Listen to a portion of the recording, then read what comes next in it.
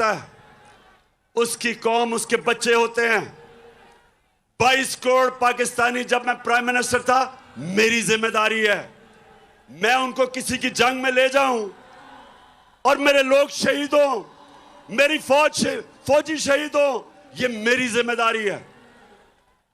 मैं कभी अपने लोगों को किसी और मुल्क के लिए कुर्बान नहीं कर सकता।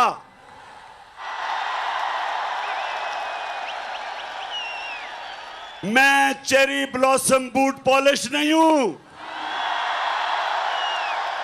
मैं इस मुल्क का मीर जाफर नहीं हूं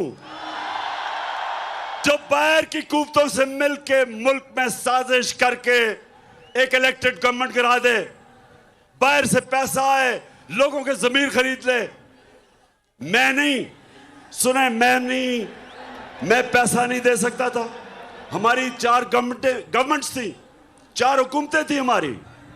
मैं नहीं पैसा खर्च करके इन लोगों को वापस खरीद सकता था। मैंने सिर्फ अवाम का पैसा, गवर्नमेंट का पैसा, अवाम का पैसा, मैंने वही पैसा चोरी करके जमीर खरीदने थे। लेकिन मेरे पाकिस्तानियों, मेरे में खौफ खुदा है, मैंने अल्लाह को जवाब देना है।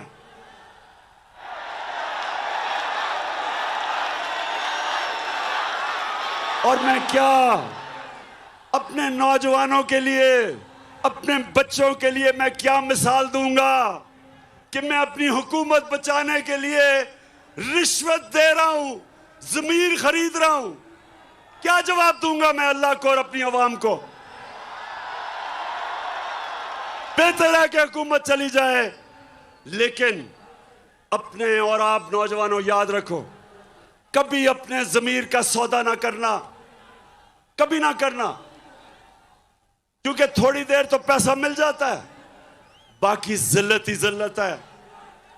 ये अब लोटे जमीर फरोश जब पब्लिक में आएंगे,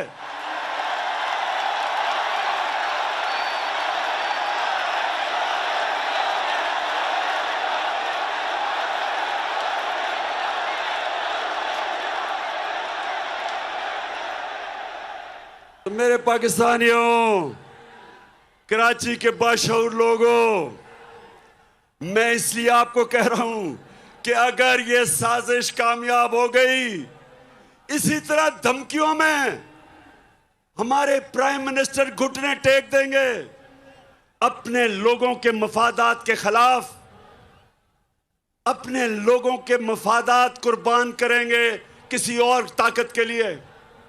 इसलिए जरूरी है कि ये मीर जाफर की हुकूमत को हम कामयाब ना होने दें। तो पाकिस्तानियों, फिर सुने, एक जनरल मुशर्रफ ने घुटने टेके उनकी जंग में ले जाने के लिए, और दूसरी तरफ उसने पता कब घुटने टेके? कोंडालीजा राइस, जो उनकी अमेरिका की सेक्रेटरी ऑफ स्टेट थी, वो अपनी किताब में लिखती है कि मैंने बेनजीर और जनरल मुशर्रफ को इकट्ठा किया, और क्योंकि हम चाहते थे कि हमारी जंग लड़े ये, तो मैंने इन दोनों को इकट्ठा किया, और तब जनरल मुशर्रफ ने एनआरओ दिया इन दोनों बड़े डाकुओं को, जरदारी को और नवाज शरीफ को। ये तब एनआरओ दिया गया, सारे इनके करप्शन के केसेस माफ कर दिए गए। ये फिर वापस आए, 10 साल इन्होंने मुल्क को लूटा, 10 साल मेरे ऊपर पहले दिन से प्रेशर डाला कि इनको एनआरओ दो, आज गवर्नमेंट गिरा देंगे, कल लॉन्ग मार्च कर देंगे। सारा वक्त इन्होंने मुझे ब्लैकमेल करने की कोशिश की कि हम इनको एनआरओ दे दूं। मैंने इनको तब कहा, मुझे फख्र है कि मैंने अल्लाह से वादा किया था कि मैं कभी अपनी कौम से गद्दारी नहीं करूंगा।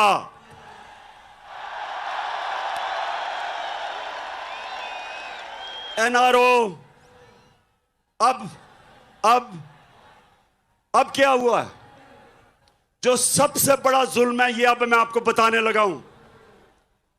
मैं क्योंकि मगरबी माशरे को जानता हूं, आप यकीन करें मेरे पाकिस्तानियों कि शहबाज शरीफ के ऊपर 40 अरब रुपए के करप्शन के केसेस हैं एफआईए और नैब में।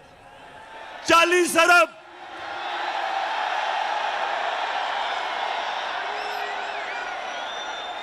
जो मैं मगरबी माशरा जानता हूं, अपने मुल्क में अगर ये शहबाज शरीफ वहां होता और इसके ऊपर 40 अरब रुपए के करप्शन के केस होते तो इसको मकसूद चपड़ासी भी ना रख सकते। हमारे मुल्क की तौहीन, इससे ज्यादा तौहीन क्या हो सकती है कि एक बेल के ऊपर, एक जमानत के ऊपर आदमी, उसको मुल्क का हमने प्राइम मिनिस्टर बनवा दिया है। इन्होंने बनवाया। अपने मुल्क में इनके क्या इखलाकी स्टैंडर्ड्स हैं और हमारे मुल्क में इसको ऊपर मुसल्लत किया है। यानी ये हमें कितनी नीची नजर से देखते हैं। पाकिस्तानियों, ये हमें क्या समझते हैं कि एक जमानत के ऊपर डाकू को प्राइम मिनिस्टर बना दिया और जमानत में इसका जो बेटा है वो चीफ मिनिस्टर पंजाब का बन गया। सोचें, सारी पाकिस्तानी कौम, मैं आप सबको कहता हूं कि गौर से सोचे कि हमारे मुल्क से हो क्या रहा है। कहां उनकी जमहूरियत और उनकी मॉरल स्टैंडर्ड्स, उनकी अखलाकियात, और हमारे मुल्क से क्या किया जा रहा है। इनको इसलिए चोरों को मुल्क के सरबराह बनाते हैं क्योंकि ये चोर बड़ी आराम से इस्तेमाल हो सकते हैं। इनका अपने पैसे बचाने के लिए ये हर गलत काम करने के लिए तैयार हो जाते हैं, इसलिए इनको लेके आते हैं सामने।